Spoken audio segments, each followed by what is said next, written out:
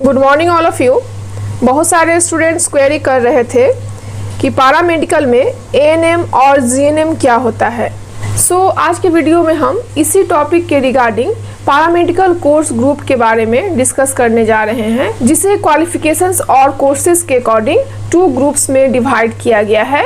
First है PMM, जो कि मैट्रिक लेवल कोर्स ग्रुप का होता है और इसमें पैरामेडिकल कोर्सेज करवाया जाता है। और आज के इस वीडियो में हम पीएम कोर्स ग्रुप के बारे में डिस्कस करने जा रहे हैं। और इन्हीं डिफरेंट कोर्सेज में से कुछ कोर्सेज होते हैं जैसे एएनएम एंड जीएनएम कोर्स। तो फ्रेंड्स, आज के वीडियो में हम एएनएम और जीएनएम कोर्स के बारे में डिटेल्स जानकारी प्राप्त करेंगे और कंप्लीट जानकारी के लिए वीडियो को लास्ट तक जरूर देखें। और जिन्होंने अभी तक इस चैनल को सब्सक्राइब नहीं किए हैं, सब्सक्राइब कर बेल आइकन को प्रेस कर लें। तो चलिए वीडियो को शुरू करते हैं। तो सबसे पहले हम जान लेते हैं कि एएनएम क्या है। तो स्टूडेंट्स, एएनएम का फुल फॉर्म होता है ऑक्सिलियरी नर्स मिडवाइफरी, जिसे सहायक नर्स मिडवाइफरी भी कहा जाता है। और जनरल भाषा में इसे हम एएनएम नर्सिंग कोर्स भी कहते हैं, जो कि केवल महिलाओं के लिए है। और अगर हम एएनएम कोर्स के लिए एलिजिबिलिटी की बात करें तो इसमें कैंडिडेट्स को 10+2 या फिर इंटरमीडिएट परीक्षा 40% मार्क्स के साथ उत्तीर्ण होना अनिवार्य है। और इसके साथ साथ 10+2 या इंटरमीडिएट की परीक्षा में अंग्रेजी विषय अवश्य होना चाहिए, तभी कैंडिडेट्स इसके लिए एलिजिबल हो सकते हैं। और अगर हम इस कोर्स को करने के फायदे के बारे में बात करें, दैट मीन्स इसके बेनिफिट्स क्या हैं, तो यह एक डिप्लोमा कोर्स है जिसमें स्टूडेंट्स को मेडिकल क्षेत्र में इलाज के दौरान काम में आने वाली चीज़ें, उपकरण के रखरखाव और उनको उपयोग करने की जानकारी दी जाती है। और जैसा कि मैंने बताया, इस कोर्स को केवल गर्ल्स ही कर सकती है, बॉयज़ के लिए यह डिप्लोमा कोर्स नहीं है। और अगर हम इसके ड्यूरेशन की बात करें तो यह 2 इयर्स का डिप्लोमा कोर्स होता है। और अगर हम इन कोर्सेज को करने के लिए एज लिमिटेशंस की बात करें तो एएनएम कोर्स को करने के लिए स्टूडेंट को कम से कम 17 इयर्स का होना अनिवार्य है और मैक्सिमम 35 इयर्स होनी चाहिए। और इसके अलावा अगर कोई candidates national institute of open school द्वारा आयोजित 10+2 कला या विज्ञान परीक्षा में उत्तीर्ण है तो वैसे कैंडिडेट्स भी इसके लिए एलिजिबल हो सकते हैं। और जैसा कि मैंने बताया, ANM deals with the study of health care of people, teaches up regarding operations theatres, various equipments and provides medication etcetera. तो ये तो हो गई एएनएम कोर्सेज के बारे में। और अगर हम जीएनएम कोर्स की बात करें तो जीएनएम का फुल फॉर्म होता है जनरल नर्सिंग एंड मिडवाइफरी, या कह सकते हैं सामान्य पोषण एवं दाई। और इसे हम लोग grade a general nursing and midwifery course, या कह सकते हैं कि staff grade A nursing course भी कहते हैं। और यह कोर्स भी केवल महिलाओं के लिए ही है। और अगर हम इसके एलिजिबिलिटी क्राइटेरिया की बात करें तो 10+2 या फिर इंटरमीडिएट विज्ञान विषयों जैसे कि फिजिक्स, केमिस्ट्री एवं बायोलॉजी में कम से कम 40% मार्क्स के साथ एवं अंग्रेजी विषय के साथ उत्तीर्ण होना अनिवार्य है। और एलिजिबिलिटी क्राइटेरिया में कैटेगरी वाइज कुछ परसेंटेज आरक्षण भी दिया गया है, जैसे कि अनुसूचित जाति एवं अनुसूचित जनजाति के कैंडिडेट्स को मिनिमम मार्क्स में 5% की छूट दी गई है। दैट मीन्स इस कैटेगरी के कैंडिडेट्स के लिए 35% प्राप्तांक ही अनिवार्य होगा। और इसके अलावा जिन कैंडिडेट्स ने 10+2 या इंटरमीडिएट वोकेशनल नर्सिंग कोर्स या फिर नर्सिंग काउंसिल ऑफ इंडिया द्वारा मान्यता प्राप्त किसी संस्थान से 40% मार्क्स के साथ उत्तीर्ण किया हो, वैसे कैंडिडेट्स भी इस कोर्स में एडमिशन के लिए एलिजिबल हो सकते हैं। और इसके अलावा ANM course past candidates, that means GNM course के लिए जो एलिजिबिलिटी क्राइटेरिया है उसमें एएनएम कोर्स पास्ट कैंडिडेट्स जिन्होंने 10+2 या फिर इंटरमीडिएट परीक्षा 40% मार्क्स के साथ उत्तीर्ण किया हो तो भी इस कोर्स में एडमिशन हेतु एलिजिबल हो सकते हैं।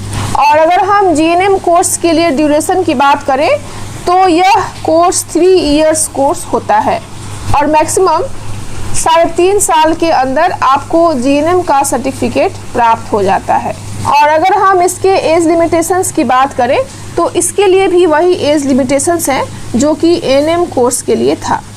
और इसके साथ ही साथ इन दोनों कोर्सेज के लिए कैंडिडेट्स को मेडिकल फिट होना अनिवार्य है। तो ये तो हो गए कि एएनएम क्या होता है, जीएनएम क्या होता है, इस कोर्स को करने के लिए इसके लिए एलिजिबिलिटी क्राइटेरिया क्या है, एज लिमिटेशंस क्या हैं, एक्सेट्रा। अब हम बात करेंगे कि इन कोर्सेज को कंप्लीट करने के बाद इन कोर्सेज के लिए स्कोप क्या है। तो जैसा कि मैंने बताया कि ये दोनों डिप्लोमा कोर्स है जिसमें कि स्टूडेंट्स को मेडिकल क्षेत्र में इलाज के दौरान काम में आने वाली चीज़ें, उपकरण के रखरखाव और उनको उपयोग करने की जानकारी दी जाती है कि किस तरह से बीमार मरीज की देखभाल करनी चाहिए, इंजर्ड पीपल की देखभाल करनी चाहिए और उनको किस तरह से रिकवर होने में उनकी हेल्प करनी चाहिए। दैट मीन्स आप कह सकते हैं कि यह एक टाइप का प्राइमरली क्लिनिकल अप्रोच है जिसमें कि पेशेंट को हैंडलिंग करने के बारे में सिखाया जाता है कि किस तरह से हम अपने पेशेंट को हैंडल कर सकते हैं। और इसके साथ ही साथ आपको ऑपरेशन थिएटर्स में किस तरह से वर्क करना है, उसमें जो वेरियस इक्विपमेंट्स यूज की जाती है उसका किस तरह से यूज करना है और किस तरह से आपको मेडिकेशन प्रदान करना है। सो ये सारी जानकारी इन कोर्सेज को करते वक्त आपको दी जाती है।